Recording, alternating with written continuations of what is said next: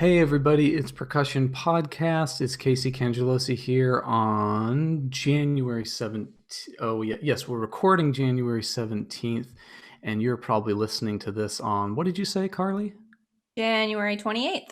28th. Thank you very much. And it's episode 269. And with me, as usual, we got Ksenija Komljenović. Hey, Ksenija. Hey, Casey, how are you doing? Good. How's that New Year's resolution going? You are the nicest human being alive, and I'm doing really well. I stuck with it. I'm really nice to you now. You've stuck with it for over a week. That's really impressive. That's better than most people. I know. I think I also just haven't talked to you in a week. That's why I'm successful. That's the secret. And also Ben Charles is here. Hey, Ben. Hey, Casey. Sorry, I was muted. It took me a second. That's okay. That's okay. Hey, the Mudra recording came out really nice. Oh, thanks. Yeah, I was really pleased. I got together a group of pros. We rehearsed for like an hour, literally just like 1 hour, did 2 takes, and that was it. I remember you saying you were going to do that, and my thinking was, gosh, even if I could learn, even if I really practiced the heck out of one of those parts, I'd still want a lot of rehearsal time because I think it's really tricky how it goes together. So yeah, bravo to you and all of them. Yeah, thanks. It's funny, like when the whole pandemic started, we were talking about like, what are you going to do to be productive in the pandemic? And I kind of like said like, I set my practice bed in front of the TV so I can practice snare drum exercises for hours. And Ksenija kind of roasted me on it, like, what, you're going to practice? Like, that's your, but yeah, I did it. Cool. Good job. Got a good recording, so please. It sounds really good. And Karli Viña's here too. Hey, Karli. Yeah, hey Casey, how's it going? Good. What happened on release date today? Yeah, a couple of things actually. See, I thought this was interesting. On January 28th, way back in 1936, it was 2 days after Joseph Stalin went to the opera to see Lady Macbeth by Shostakovich, the 28th. So he went on the 26th, but on the 28th, the Communist Party heavily criticized and effectively banned the opera in an editorial that was titled Muddle Instead of Music. It wasn't the premiere of the opera. In fact, Lady Macbeth had a lot of success. It was premiered in Leningrad 2 years earlier, and it had almost 200 performances just in those 2 years in the Soviet Union, in Copenhagen, in Prague, in New York, and in London. So it was like everything was going great until Stalin saw the opera. So this editorial said that it said singing has been replaced by shrieking. It said the music quacks, hoots, growls, and gasps to express the love scenes as naturally as possible. And that the opera was successful abroad only because it had been tickling the perverted taste of the bourgeoisie. I practiced this word. Can anybody say that for me? Bourgeoisie. There it is. Bourgeoisie, with its fidgety, screaming, neurotic music. So that's what this lovely review of the opera said. Lady Macbeth, a little bit of background for anybody that doesn't know about it, was based on the novel by Nikolai Leskov, which had been published in 1865. And the opera tells the story of Katerina Ismailova, who is the wife of a provincial merchant and mill owner. And long story short, she's kind of caught in a love triangle between her husband, her lover, her father-in-law, and her lover's mistress. And in true tragic opera fashion, everybody is dead by the end of the show at her hands. So that's, in a nutshell, that's what happens. The original novel depicts Katerina as like a cold, murderous monster, and you wouldn't really be sympathetic to her. But in Shostakovich's adaptation, the audience is more likely to kind of see it from her side and see, well, this is just the inevitable thing she had to do in her situation. So, although it's never been expressly stated, it seems like it's most likely that Stalin and the Communist Party didn't like the sex scenes in the opera, that was the offensive part. But it could have also been that Stalin was offended by a likeness between himself and the father-in-law, Boris, or maybe between himself and a police chief in the opera who indiscriminately arrests people for their beliefs. After this review, actually, the opera vanished almost overnight. Like, it was gone. You couldn't hear it anymore. Shostakovich never wrote another opera after this again, but in 1963, he revised Lady Macbeth and retitled it after the main character, Katerina Ismailova. Publicly, he always maintained this revision, like that's the definitive version of the work. That's the only version. That's the real one. But then in private, it's said that he asked Rostropovich, the conductor, to record the original score, the 1932 version, which he did in 1979. And now that's kind of, we're back to the original. That's what, if you go and hear Lady Macbeth at the opera, that's what you would hear. So I thought all of that was interesting. And actually, I've never seen the opera. Anybody see it? Not in person, no. Only read the things that along the lines that you mentioned. Yeah, No, I I'm feel like curious. if any of our young listeners want to dive into someone's I don't know, like background, man, Shostakovich is so heavy. I mean, really, really interesting, but also heavy. Like I feel like I learned more about just European history and World War II, and I mean, just so much about that just from Shostakovich. Yeah, in my music appreciation class, I do a unit on politics and music, and we talk about Shostakovich, among other things, including Vietnam War protest music. That's a different story. But Shostakovich is really interesting because basically every single work that he did after this either put him in favor of the government or took him out of favor of the government. And his 10th symphony is actually, it was premiered after Stalin died, and his 10th symphony is a musical portrait of Stalin, and especially the scherzo movement. You can hear the sort of brutality of Stalin. But my favorite thing about this opera that Karli's talking about is the initial reviews were actually positive. And then after Stalin saw it and hated it, the reviewers had to go back and retract their reviews. And they basically said, oh, the first listening, we missed all this stuff. And it's actually really terrible, but it's funny that it was actually initially reviewed positively. And then afterward, they had to like twist their words to fit what the government wanted them to say. Ksenija, why are your people all like that? I came from as far away from Russia as you are probably, but I'll tell you. No, I don't know. I don't know. I just remember this detail from reading a sort of a romance bio of Shostakovich that he used to. So he used to live in an apartment complex, I think, where there were a lot of artists who just started disappearing overnight, and he, in order to not disturb, because he was expecting the same to come for him, to not disturb his wife and daughter, I believe, he would stand outside with a little bag with just the necessities and smoking all night, waiting by the elevator for someone to come to take him away, for like the government to take him away. It didn't happen, luckily for him, but they did stand above his head with Stalin's picture above his work desk and expected him to compose that way. So I read, just like like you said, disappearing artists, and just of course you can look up the list of like people who we know were executed or people who just vanished overnight, and we don't know what happened to them. But of course, a lot of them were artists, writers, news reporters, people like that, composers, and supposedly Stalin. The eeriest thing I've ever read was that he had his like list of people to have executed or kidnapped or taken away for the day or whatever. So it's a list of names that are people to be acted upon, and he would just cross one of them out, like spare this one person. And that made him feel, I guess, really like powerful. It's like a person he chose to die, he would just, no, I'm deciding to spare you now today. Wow, so generous. I don't know, I think that was, for some reason, I know he's saving someone there, but it's like, that's really eerie that's what he, I don't know, found so, I don't know, he enjoyed that somehow. So let's introduce our guest. Nice job, Karli. That was good segue. Hold on. I have a couple lighter ones because this was good, perfect. Quick, super quick. In 1977, January 28th, Joey Fatone of NSYNC was born. I don't know if that might be a big deal for some people.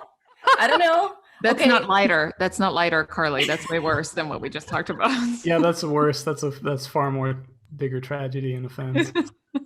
Okay, hold on though. This is a big coincidence. I found that in 1980, same day, Nick Carter of the Backstreet Boys was born.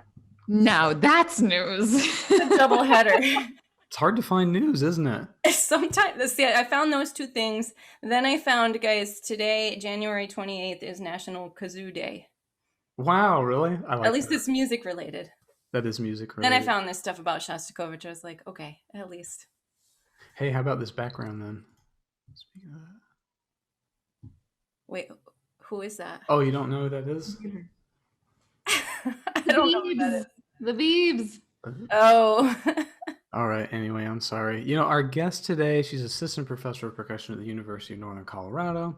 She's a two-time recipient of a Fulbright scholarship to Munich, Germany, and she studied with some of the big orchestral hotshots out there like Chris Lamb, Duncan Patton, and one of our favorites, Stephen Schick, and also the very famous, legendary frame drummer Glenn Velez.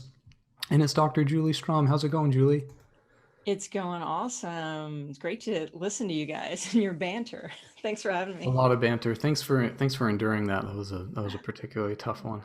It was fun. Good deal, good deal. Well, I have to give some credit due to our buddy Pete Zambito. I heard Julie on Pete's Percussion podcast. Pete has been on the show. We've all been on Pete's show. Pete's a good friend of the show, and if you don't get enough percussion podcasts in your life from us, go check out, or even if you do, go check out Pete's Percussion Podcast or petezambito.com.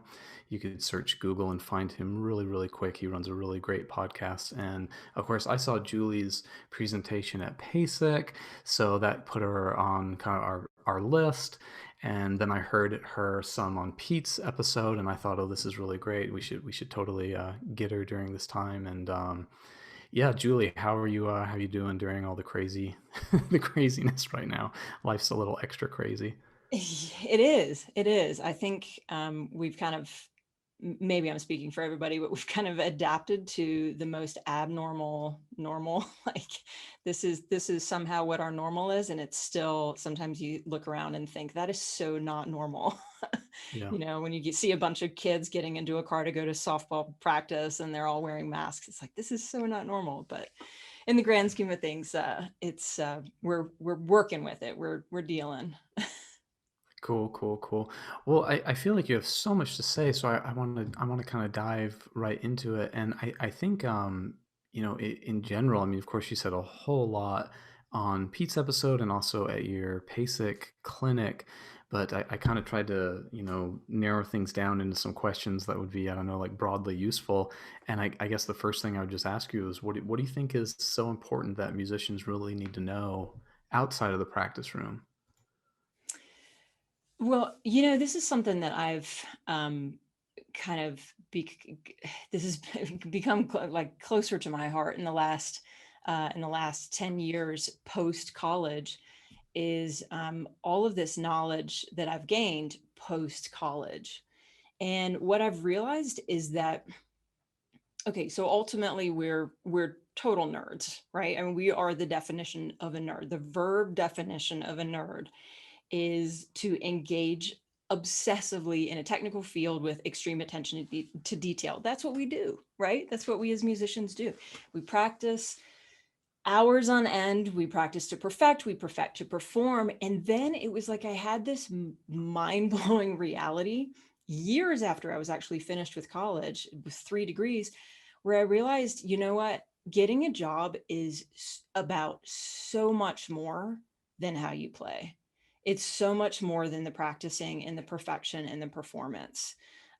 Yes, that can get your foot in the door, but sometimes actually that's the last thing that gets you in the door.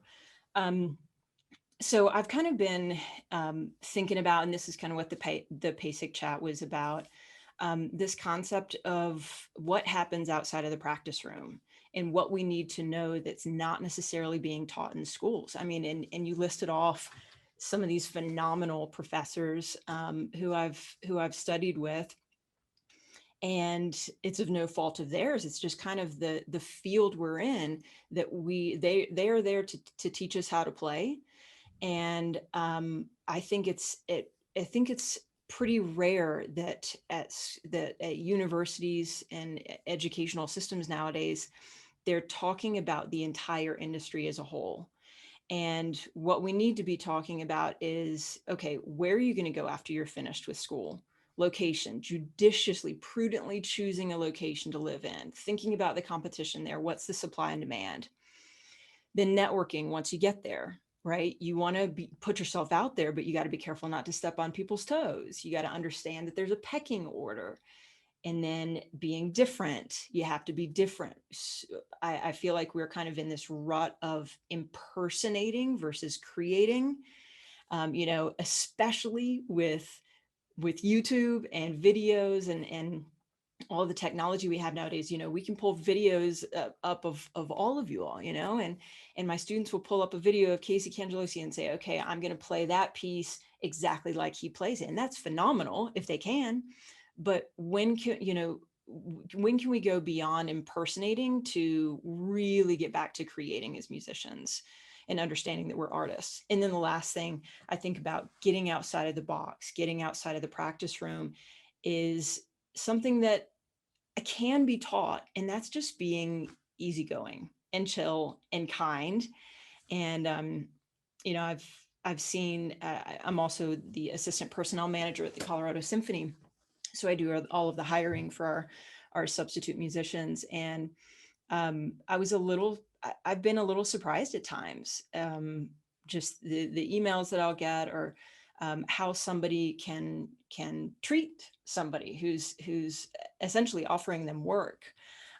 So just being easygoing and kind can do so much for you. I was shocked once at old university I used to work at, Concord University, which was a lovely, first teaching experience, and sort of where I put my time, where one might have done a DMA, but I was lucky enough to get hired as an adjunct and stayed there for 6 years and gained a lot of experience, and what maybe some people would consider an equivalency in some mindsets. But yeah, I was sometimes shocked at the amount of entitlement. Like, I was an adjunct there working, geez, I mean, there was one semester I was teaching 25 credit hours, jazz band, percussion ensemble, all the lessons, music history, one of the theory classes, jazz improv, music tech. I was doing like all those at once. And, we'd have an adjunct coming in one day a week, and they were like offended they didn't have their own office, like their own dedicated office that was just theirs. And I don't know, it's just stuff like that. I don't know, is that sort of along the lines you're thinking? Could you give us an example of maybe like a do and a do not that you've experienced as a personnel manager? That's exactly it. That's really it. And of course, this is, we're talking grand scheme, we're majorly generalizing, because certainly not everybody is like that. But I have, that really is the word, entitlement. And it's unfortunately not going to get anybody anywhere. Just because we may have studied with the best players in the world actually doesn't mean anything. If you play wonderfully, but you're a total jerk and you're trying to work in the freelance, more specifically freelance industry, forget it. Forget it. You won't get called back. Yeah, absolutely. Julia, I remember in your basic chat you were talking about a couple of specific emails. And email, I find, is a whole channel where rudeness has the major potential to crop up, right? And what I've found since I started teaching years ago was that students, high school, college students these days, like, don't necessarily know how to properly write an email in a way that's not offensive. And I don't know, not that like, oh, kids these days and I'm so old, but I don't know if it comes from, like, I think all of us sitting here in this room grew up at a time where we wrote letters by hand, like at least little thank you notes to our relatives or something. And there's a greeting and a nice, like I hope you're doing well, or Merry Christmas, or whatever, something like a nicety, and then the whole body of the letter, and thank you, or sincerely something, and your name. My question for you is, do you address this with your students, and if so, how? And can you teach us all how to teach our students how to write good emails? Sure. Yeah, actually, we do this when I say regular basis. I say at least once a semester we have a pretty significant chat about the business of music, because although I do think more universities have added music business programs, I know my university is one of them. I mean, we are fresh into our second or third year of a music business major. Even though more universities are adding these programs and degrees, I still think I still think in a way musicians themselves are still trying to learn and navigate the business of music, right? Because we're artists, right? We practice, and we don't have bosses. Like, who has a boss, and so I take, yeah, I mean, they're really specific things that need to be talked about, and that's resume writing, resume versus CV, and grants and applications and emails.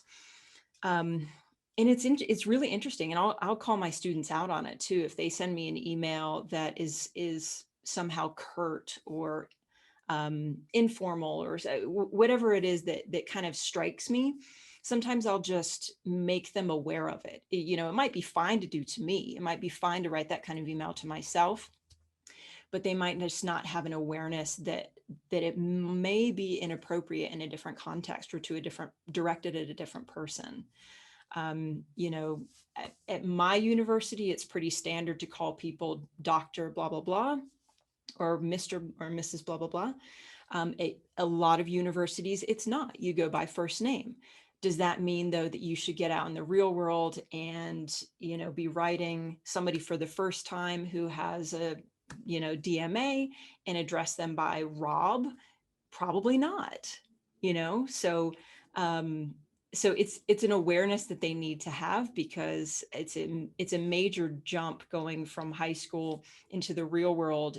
Yet we've got this whole minimum 4 years in between where they're actually not being taught through most often not through a curriculum. So we kind of have to be we're the ones who have to be eager as teachers to make sure that they have this information, because we've seen it, right? We've seen our own colleagues maybe have this kind of entitled nature or treat people a certain way. And I think it's our duty as educators to go so far beyond paradiddles. Yeah, absolutely. I like that you mentioned too resumes and CVs, because I remember our old professor from University of Miami, Matt Strauss, probably had all three, Ksenija, Ben, and I at one point we had to write a CV, turn it in, he reviewed it, and had he not had us do that, like first job application would come around and I'd be like, oh no, like this is such a huge task, but we had gone through that process. That was Exactly. that was cool how you called him your old professor. Yeah, I should correct probably. Who's editing this one again? Bump the volume up in that, Ksenija. Former professor, or dear esteemed former professor. Karli's just influenced by my poor English. That's why I would have said old professor. That's fine. It's fine. It's okay. Don't worry. That's how we do in Croatia, Russia. Well, I had sort of a follow-up question to this. I had a little, like, before we started recording, I made this joke of, like, sometimes you apply for a job and you look and you're like, oh, that guy got it, I should have gotten it over him. But in Julie's case, when I looked at who got the job for Northern Colorado, I was like, okay, that's fine. She definitely deserves that over me. But when I look at someone's teachers, like when I look at, oh, so-and-so studied with Alan Abel, like I know what to expect. They're going to be an awesome, like, orchestral percussionist. Or when I look at a Steve Schick student, it's like, okay, they're going to, play the hell out of, Safa or something like that. And when I looked at Julie's list of teachers, I was like, okay, like we're talking someone serious here. And even going back to like your North Carolina days with Rick Dior, who my friend Michael D'Angelo studied with, and I've never met Rick, but that guy's students are, as far as I'm concerned, some of the best in the world. But Julie, all your teachers seem so different. And so could you talk about, and we've kind of spoken a bit about, forging your own identity, but could you go about how you took this, path of orchestral percussion and avant-garde multi-percussion and solo percussion and all these different venues and put them together into the Julie that we know today? Sure. Well, and if you know who that is, then I'd be glad to know, because I'm not sure who I am. And when it comes to what I like and what I don't like, the short answer is I just get bored. So I just kind of move on to something that piques my interest. And I don't know, I kind of attribute that a little bit to, I moved 22 times before I was 22. And so I've just lived a lot of places. And so I've had a lot of teachers, just even in those childhood moves, I had so many teachers. So I was constantly used to ruffling the feathers and, and digging things up and totally changing my technique. And I enjoyed that. And I think that's kind of what made me, at least what makes me feel kind of malleable and versatile a little bit. So when I went to study with Chris Lamb in New York, it was kind of this, there is, of course, an expectation that you're going to do primarily orchestral work. And that's what we did. And it was phenomenal. And I loved it. And it developed my technique to huge, huge extent. And then I remember when he looked at me my junior year, end of my junior year, and he said, in the middle of a lesson, he just says, I don't think you're going to become an orchestral musician. And I thought, what am I doing here then? Like, I'm a failure. What am I doing? And it wasn't until after my senior recital. So I went an entire year more before I asked him the day after my senior recital, hey, what did you mean when you said that? And he said, you just got too much going on. Like it's not that you can't do that. It's just, that's not going to be enough for you. You're going to want to do more. And then that's when I went to study in Germany, and my eyes were opened to this whole world of solo percussion with Peter Sadlo, and working alongside Ramon Kurfs and people from Munich and on the orchestral side of things too. But it was just kind of expanding. Okay, well, I could do some orchestral, and then I could do some solo, and I liked. The good thing is that I liked all of it. And the bad thing is that I liked all of it, because I never became a specialist, right? So nowadays I kind of preach this whole be a generalist over a specialist, because I think you're more marketable that way. If you can play everything, you just pick up anything and be open to anything, whether it's, a Broadway show or a church service. That's, at the end of the day, we all have to make money. And so if we don't have something like myself, I didn't have one particular aim. I didn't have one thing that I wanted to go for, because I just enjoyed all of the things I had been taught by all of my teachers.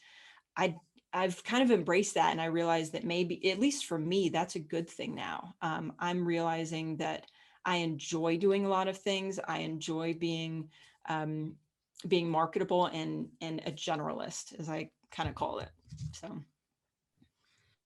Could you please tell us a little bit more about what it was like to study with Sadlo? Why did you go to him specifically? And we've heard a lot of stories of how he's changed over the years, but I'd love to know, what was your experience like? Right. Well, Peter, sadly, the late Peter, he died about 3 or 4 years ago now. I initially went to Germany for the summer program at Schleswig-Holstein. And so I was studying there with Rainer Siegers and of the Berlin Philharmonic. And I had heard about this guy, Peter Sadlo. And I had a few friends who were living in Munich at the time. And I thought, okay, I really want to check this guy out. So I initially did. I was still a junior at Manhattan School of Music at this point. So I initially went over for like a 2-week masterclass with Sadlo, and I loved it. I absolutely loved it. I loved how just integrated the whole thing it was. It was like a lifestyle. I was the only female. He really discouraged female. He only had females at Mozarteum Salzburg.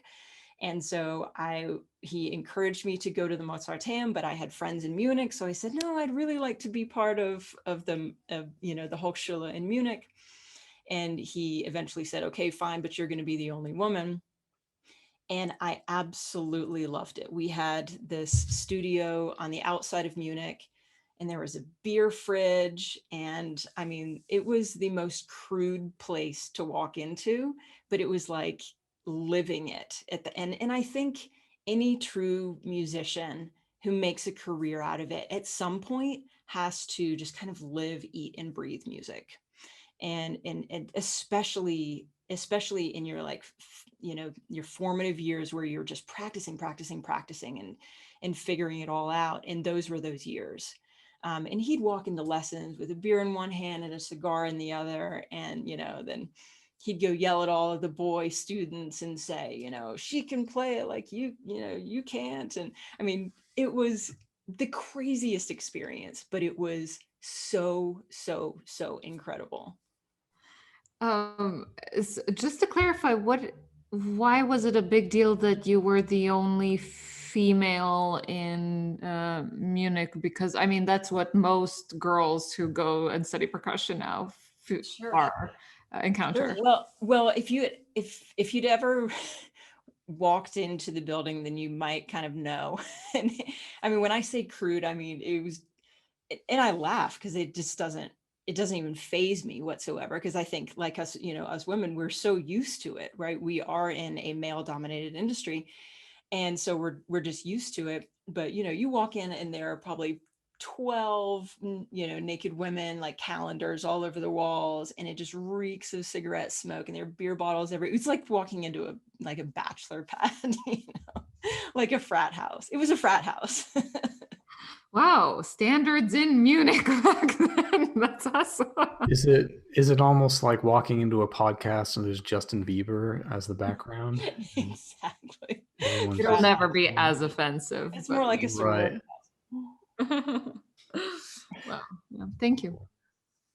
Well, I also wanted to ask you, I mean, speaking of your PASIC talk and kind of this beyond the practice room idea, what are some of the things, and you already talked about some of the ways to be personable and the way to approach people and the way to not come off sounding entitled, but like how many traditional type things do you think we need to keep? And to the contrary, what new things do we need to be implementing? I mean, even if it's beyond personality, even if it's into like rep or instruments, I think I remember you threw a little shade at the rise in marimba rep, which I'd love if you did that again, because Ben like considers himself like a marimba like all-star, and that'd be great. What? You're slowing that mute button, buddy. No, I was giving you a chance that time to see where you were going. No, that was it. It was just another fake insult. A lot of sarcasm on this show. Well, maybe I'll leave the marimba chat to the side for a minute. We'll talk about other traditional things, and we'll kind of see if I put my foot in my mouth. So with tradition, I mean, the first thing I think of is this article that I think we're going to be discussing at some point. And that's that one, I think the terminology in general is, I think we're kind of due for a change in terminology. People are messing now with art music versus classical, but I think just in our world of percussion, I think we're due to kind of take the reins and just move the needle a little bit. Because right now, if you Google percussion ensemble, it doesn't know what you're talking about. It will pull up some music. It will pull up some nonsense. It doesn't even know what that is, right? So when you say most of my friends are non-musicians. If I say to my friend, oh, my students have a percussion ensemble concert, it's kind of like, what is that? And, or worse yet, in the article, it was called, what did they say? Percussion-based chamber group. I mean, how hoity-toity and highbrow can that get? I personally think we need to be moving more in the direction of, we are a band, right? If we're a percussion ensemble, maybe we just call ourselves a band, right? We are musicians who are coming together in a group. I think we kind of tend to I think a lot of people tend to get offended if people say that, classical music is highbrow or hoity-toity, but I don't think we're doing ourselves a favor by still calling ourselves things that, in a word or a phrase that was used so many years ago. So terminology is one thing that I think we could shift.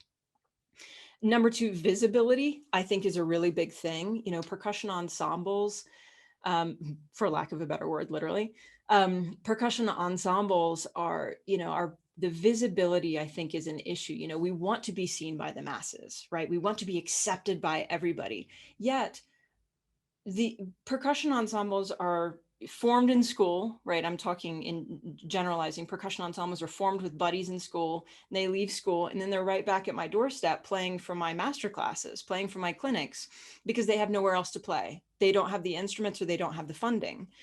And so it's almost like we're kind of keeping ourselves within this academic, underneath this academic umbrella. And we really just need to be seen. We just need to be acknowledged. We need recognition, and we need visibility. I'm not saying I have the answer for how to get there, but I do think that's part of tradition that we need to start shifting, to be seen and appreciated more by the masses.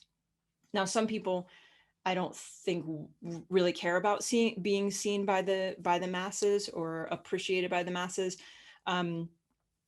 But I got to a point, let's just say, I got to a point with contemporary music, say, where I was playing, extreme contemporary music and, practicing for 3 or 4 months on whatever piece leading up to something, a gazillion instruments, schlepping the instruments to a concert to play for 10 people. And it just wore me out. It made me lose my passion for the music, for that particular type of music. And I'm massively generalizing, of course, because I still love a lot of it and play a lot of it. But it's the concept of visibility. It's the concept of acknowledgement.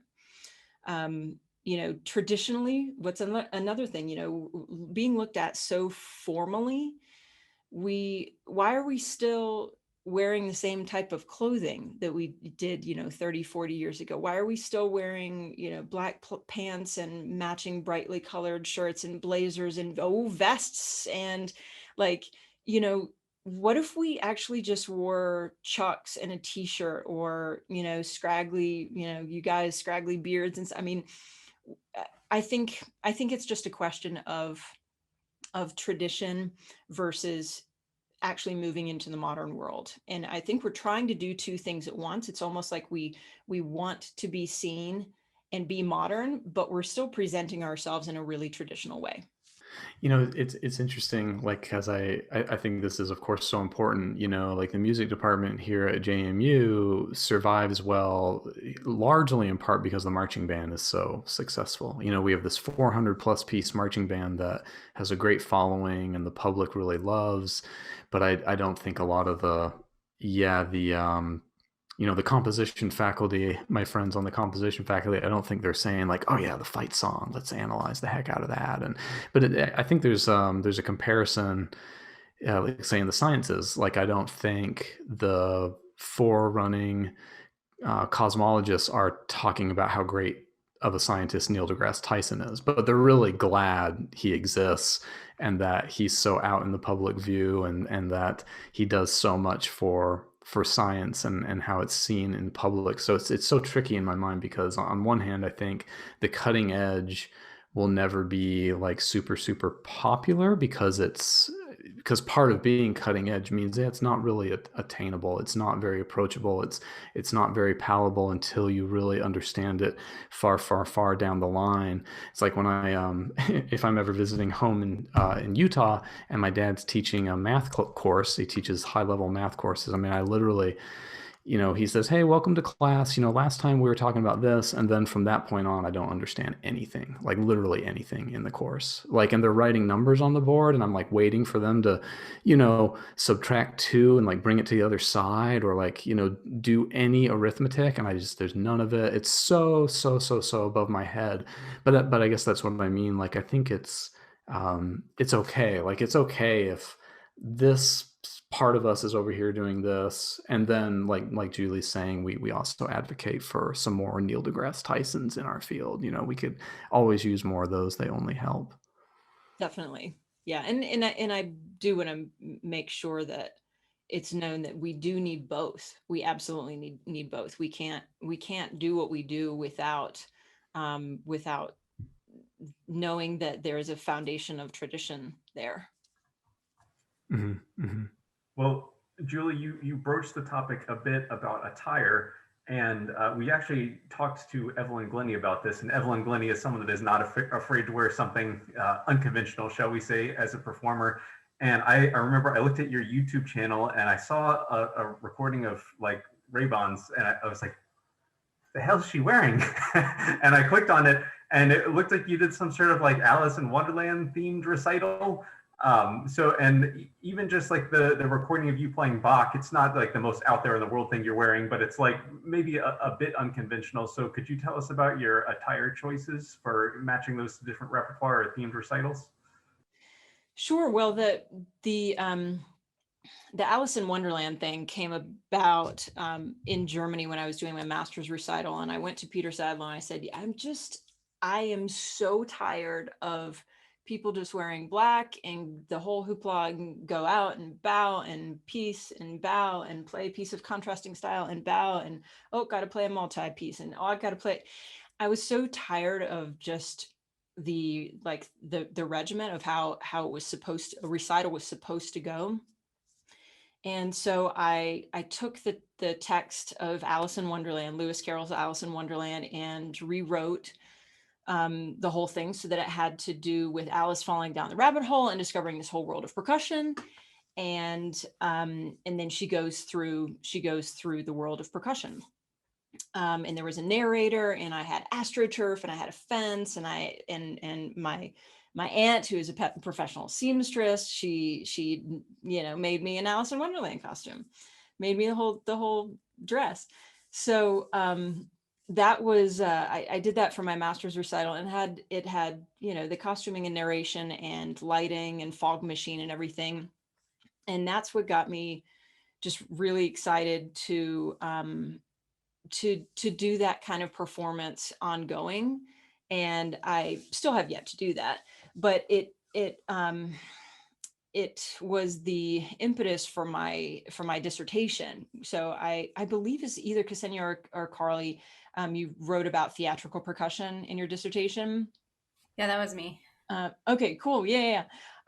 So that's what mine was about as well. So theater percussion. And at the time I did my master's degree, it was not such a thing to have all of these kind of extra sensory elements, lighting and costuming and all. It was just the typical recital, like everybody was supposed to play.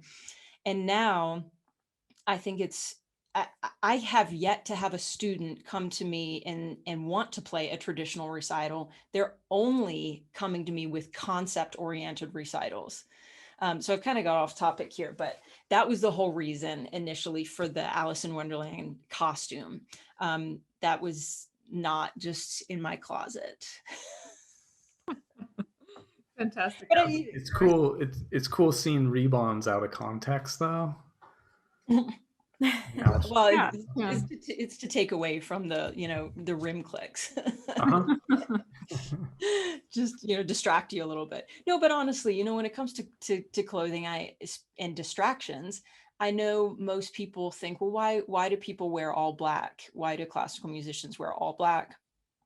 And the common answer is because we want it to be about the music. We don't want to distract from the music. And I am first and foremost a person. So I will wear what I want to wear.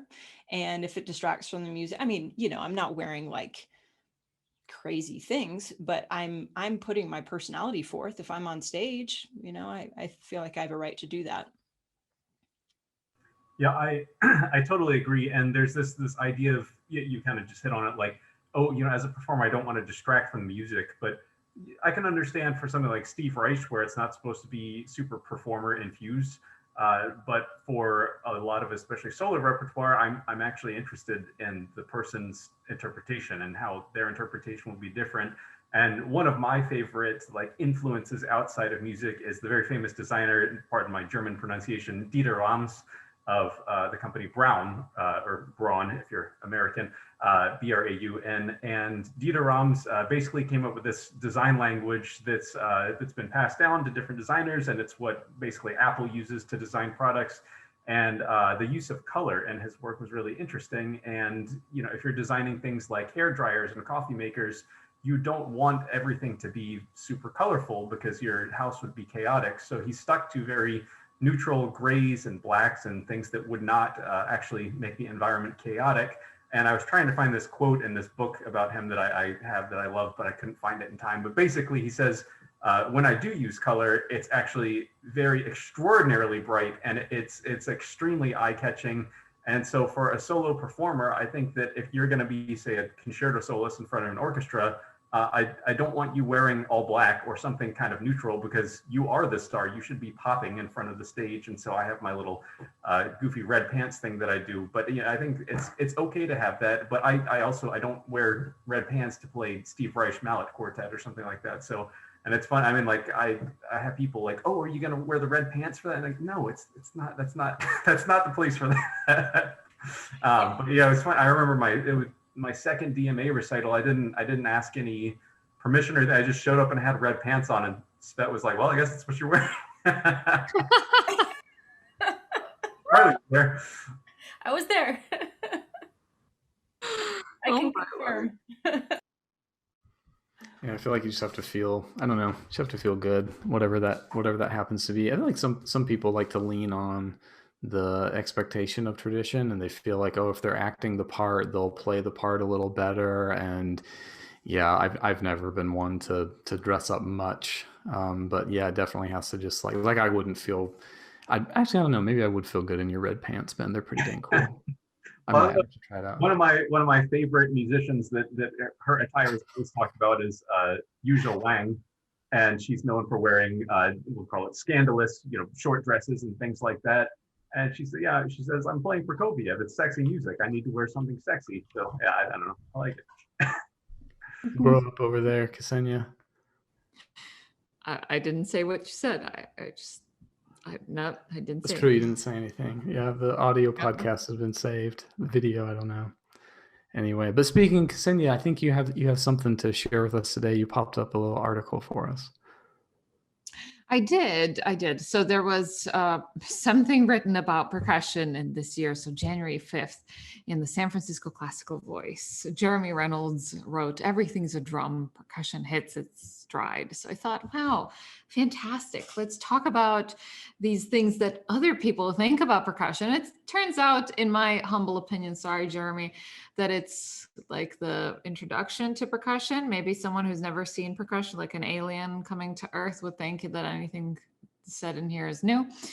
But to summarize, the opening of the article says, because probably you can't guess what it's about when you hear the title, but it says there are more percussion ensembles than there used to be.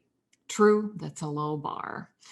Okay, so now we have a few established groups, which also not really true. If we look at Third Coast and So and Yarnwire, I mean, we did have Nexus and Black Earth Percussion and all these ensembles 40 years ago, so not exactly new. Another quote popped up in the article that was interesting from the New York Times in 2009, saying, if you think about it, drums are the new violins, sort of pointing out the newfound ubiquity of percussion on new music programs. Great, we're really happy about that. So to summarize this very long article that says almost nothing, number one point comes from Adam Slewinski, who said, why is it people are so ready for drums and rhythm making? In part, it's because the African diaspora has so completely permeated our lives at this point. People have grown up in a culture steeped in these influences, which go back to early jazz and slavery. Playing drums and playing rhythm harkens back to this. So now Motown, Stevie Wonder, Prince, and jazz. This has put people in a place where we're ready to acknowledge this cultural influence. We are primed. I think that's a very interesting free interpretation of people being ready for drums. I also find it to be a very strange point, because if drums are the oldest of the instruments, then I'm not sure what kind of special preparation we needed now in the 21st century to accept them, but okay, maybe in terms of like classical context. Point number two is that percussion chamber groups are now so big, and obviously we have a Grammy-winning group, Third Coast Percussion. We're so big because we had such a lack of repertoire that we had to be innovative. Therefore, there's something interesting in there. We're more experimental. We're getting new work. Therefore, we get a bit of spotlight. And the third point that I got from this is that percussion has this visceral, approachable nature that is it's wonderful to watch, and it's wonderful to listen to, and the sheer variety of sonic and timbral possibilities sort of drives the ensemble's popularity. They also credited the popularity to, Bang on a Can and John Cage and all of the wonderful people and ensembles and musicians, artists who have influenced our existence. However, I think it's lame, but sorry, not that anyone cares what I think. Sorry, Jeremy, you wrote an article, and I really hope you got paid, because people who write about music should be paid and musicians should be paid. I'm editing this, so I could easily edit this entire section out. But could someone way smarter than me, Julie, please say what you think and pull me out of this quicksand I'm in, please. Okay. Well, I mean, do you really want me to? Yes, go ahead. Well, I thought there was this weird dichotomy there that he was kind of bringing. It was almost like he was kind of glorifying the expansion of this industry. At the same time, it's still extremely niche. I mean, he chose to speak to some of the only full-time ensembles out there. So I would hardly say that's saying that that percussion ensemble as a field, as a career, is making waves. I mean, because then even the musician themselves, I can't even remember who was it said it, but they said, getting customers in the hall is the hardest thing. Yes, Getting repeat customers is wonderful. It's like, wait, he just admitted that this is a very difficult, and these are the, the top of the top. So I just thought it was interesting, because especially that line, to put that in there, because it was like, we are ready, but then it was like as if the musician themselves said, where are you? yeah, I thought the same. We acknowledge the defeat and our glory. We have a Grammy, but that wasn't. I'm not even sure that was Third Coast, and I'm sure they. My only thought in this little article was, and I guess it's beyond this article too. Like, we've heard it over and over. People are saying like, "Wow, now all of a sudden there's this interest in percussion," but we didn't have percussion like this before. It's like it'd be one thing if percussion existed like it does today back in the 1800s, but it just didn't. So it's not like we've changed or tastes have changed. We just have like a new thing available now. I mean, you can make the same observation about electronic music. It's like, wow, why all of a sudden are people interested in electronic music? It's like, well, we have no basis of comparison because it didn't exist back then. So I don't think it's that like, oh, people are tired of these old ideas or forms or timbres or ensembles, and now percussion is the new string section. I think that's a really silly thing to say, but I mean, I see what they're saying. That was really my only thought. It's like, well, of course it seems like it has a newer interest now because it didn't even exist before. I'll say one thing in this article that I did like. This came right after Russell Greenberg of Yarnwire was talking about the hardest part is getting people to show up for concerts, right? But he talks about kind of the things that we want an audience member who might not be so familiar with chamber music and percussion and contemporary music to think about. I'll just read you the quote because I thought it was good. He wrote, anytime you decide to take in sound as music, it's music. It doesn't mean it's good or bad. You don't really have to question whether it's music or not. It's more about whether you like it or not. Whenever I go to an art music concert, I'm going to love some things. I'm going to not like some things. Some things might change my life. Some I might forget before I get home, and that's okay. And that's what we tell our audiences. That's okay. And I like that. Even one thing I didn't necessarily agree with is he's like, you don't have to question whether it is music or not. I don't even think you always have to think about whether you like it or not, or is this good or bad, you know, like you can just go and you don't have to worry. But what I like was you don't have to worry about like not getting it. You know what I mean? Like that's one thing I always try to communicate with audience members, especially people that might not know what's going on in corporel or, you know, dress or these like weird pieces. Like there's nothing that you have to think or feel or understand as you're watching a piece of music like that. Yeah, like it can be a lot better if your mind is just empty. You know, it's like little kids. Why like little kids are so receptive to really avant-garde new music. You know, is because they're not looking for like what they're supposed to see in it. You know, and Right. they're not hung up on, oh, is it okay if I clap in between movements? And you know, they're so much more free just to like see it for the bare bones of what it is. I know, to kind of echo what Casey's saying, one thing that drives me crazy is when I perform music for a friend that's, you know, my age, that's a non-musician, and after we're like, so what do you think? Like, well, I'm not really a musician, so I don't really. It's like, no, like, what do you think? Like, that's why I'm interested. Well, it's sort of like that analogy we've put forth before of, hey, if you know this is a newly discovered piece by Elliott Carter, you're going to be looking for everything great about it when you're either studying it or playing it. But if it's a piece hot off the press from a sophomore composition major, like you're going to be looking for everything like wrong with it. You know, I mean, it's just what we do. It's just appeal to authority. And you know, the only other thing I was going to say about this article, one of the little headings was infinite possibilities, and kind of explaining percussion is so cool because, like several composers have said on this very show, like Mark Applebaum comes to mind, saying how we're willing to try anything. And the point being made here in this article is, as we know, like anything can be an instrument, and if it can be tapped and make a sound, it's included in our, you know, our infinite possibilities. But I also wonder, like, what is it going to stay like that for percussionists as we develop? Because like a violinist, were they once a stringist? Like, were they expected to play a little lute and a little harp?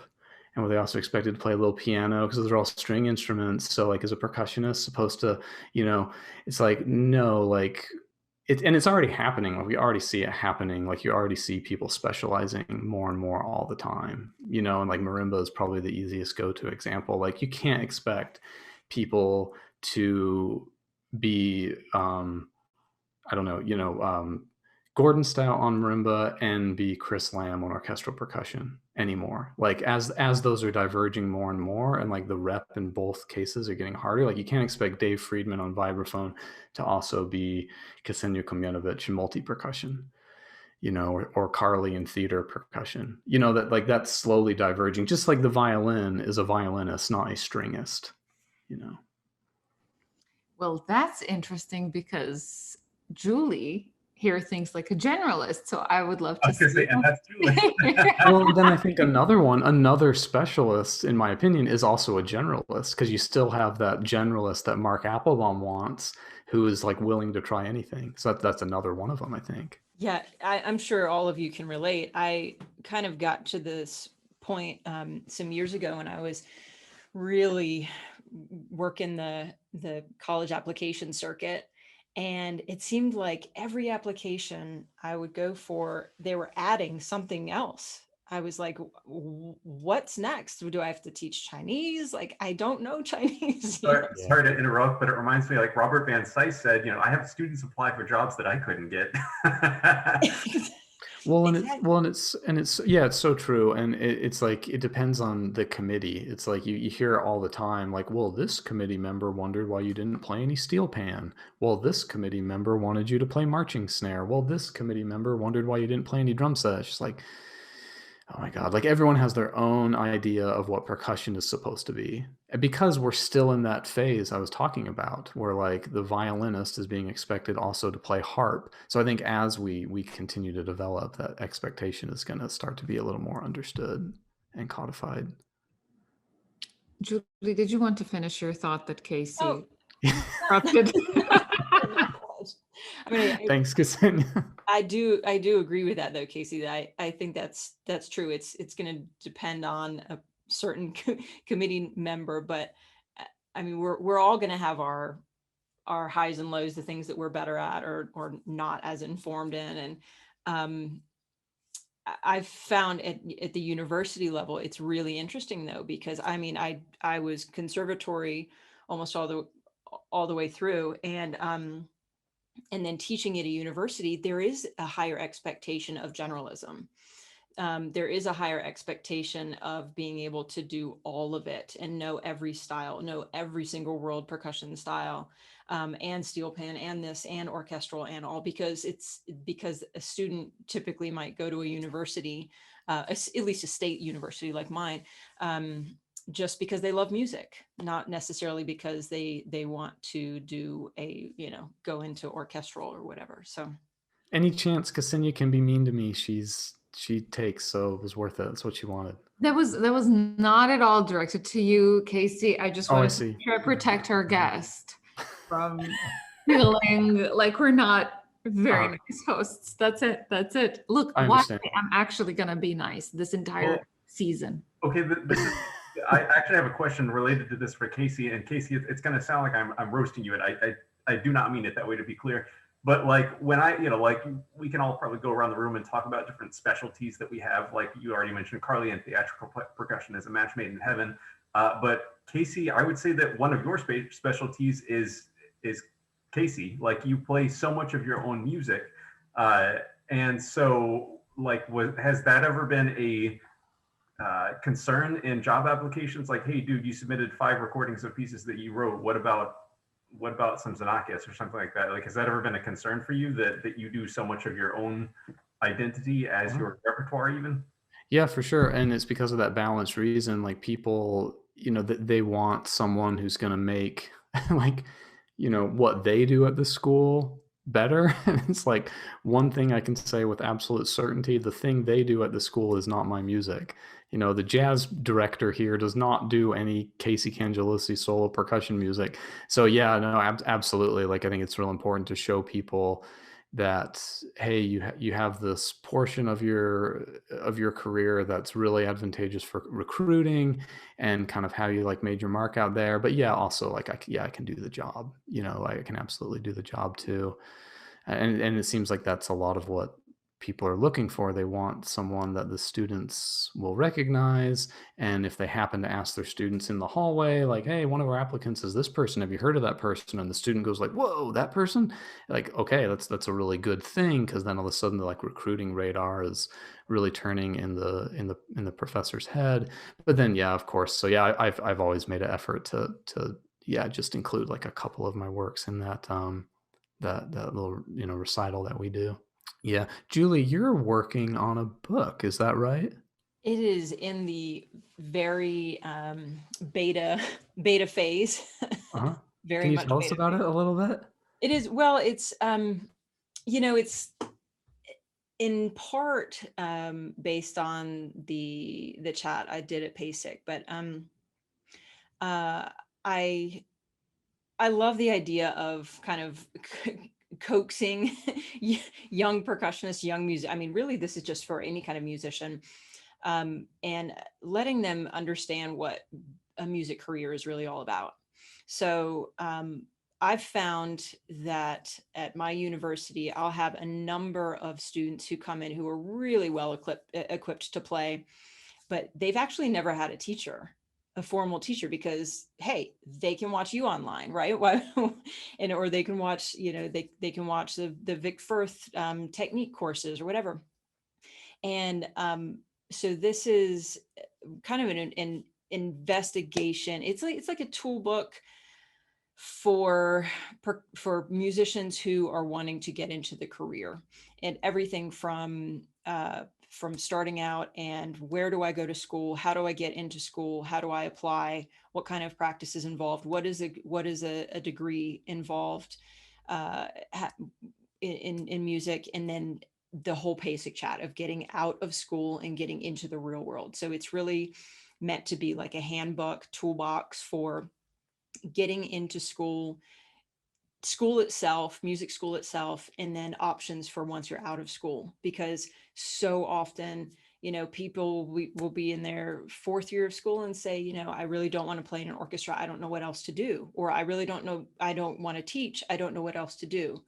And so this is just kind of an all encompassing, investigation of that.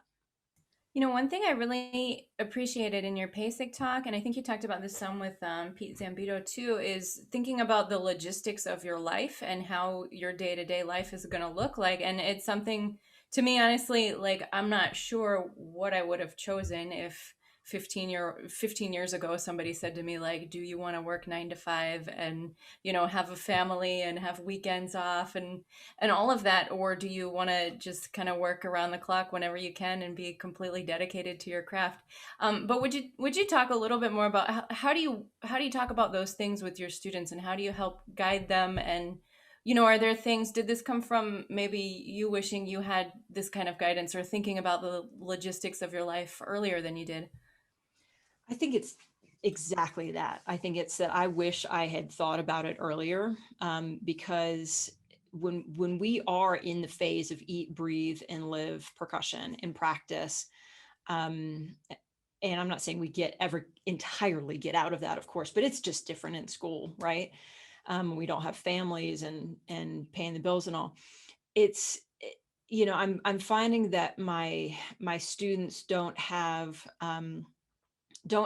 the big picture mentality of what's actually going to happen after school. And so I'm kind of there to be the realist in kind of letting them understand that that there are eventually going to be a lot of layers of puzzle pieces. I just call them puzzle pieces. It's like, it can be, for me, it's location and being in a city. I'm a huge foodie. I love restaurants. I love going out. I love going to see a little folk indie band at a dive bar. I want to have that in a place where I'm living.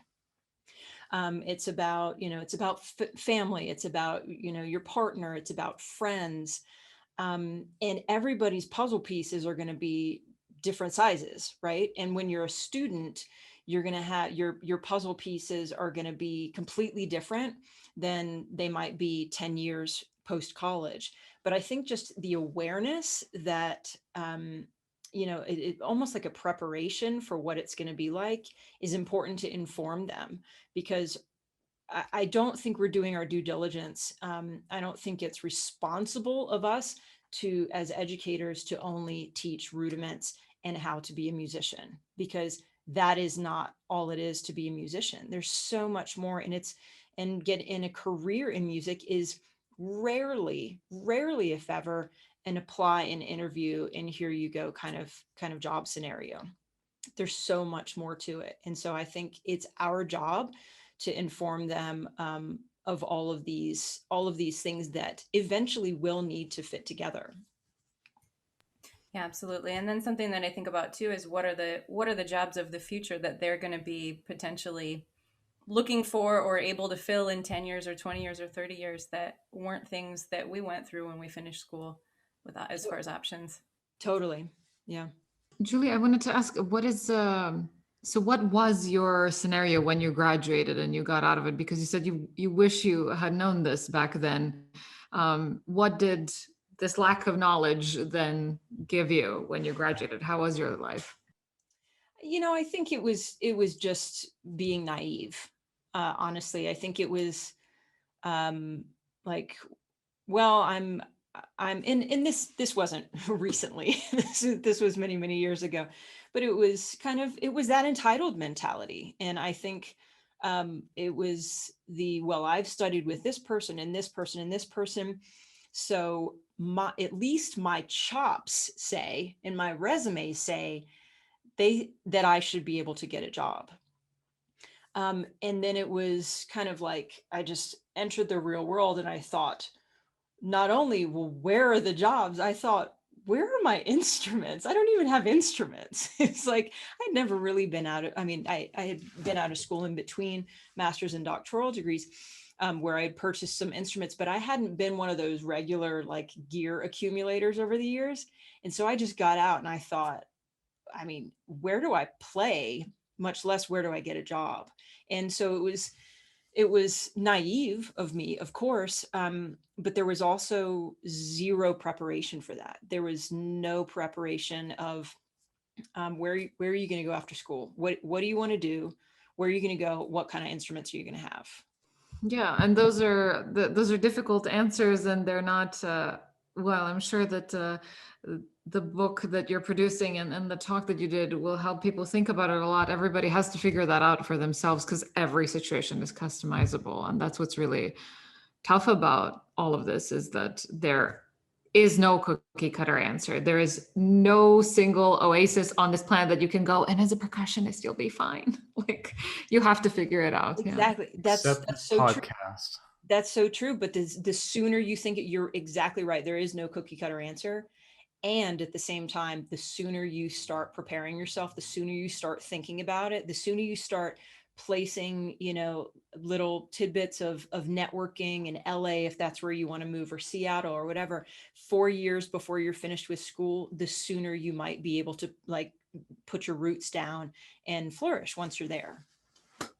Well, it's that concept of persistence, Angela Duckworth, grit, hard work plus persistence equals success, or something. It's something like that. But persistence and like not giving up is in there. And I know I believe I heard you say it somewhere, Julie, either at PASIC or Pete's podcast, or maybe both. But yeah, and I've said it on this show before too. It's like, oh, I want to make a freelance career in Boston. It's like, yeah, you can do that. Just be ready to stick it out for 10 years. Like the folks I know who've successfully done that, they're doing it, and they're not like rich over there or anything. But yeah, it takes like 10 years to get your foot in enough doors and find consistent freelance work. And like we've said before, no one who is a successful freelancer is hoping to like always going from gig to gig to gig to gig, but no, you have like your consistent gigs you can count on. Like in the summer here, I do stand music festival, and then the Baroque festival comes around, and you always get the calls for those things. So you have like some type of predictable life and predictable income, and that's what a good freelancing life is like. That takes some time to acquire and create. Yeah, cool. Well, geez, Julie, thanks so much. This was really fun. Thank you guys. It was a blast. Thanks for having me. Yeah. Thank you, and congrats on PASIC and just all the great stuff you're doing. That was Dr. Strom, everybody. And thanks, Ksenija. Thanks, Karli. Thanks, Ben. It's good to see y'all. Thank you. See you. Bye. All right. Bye everybody. Bye.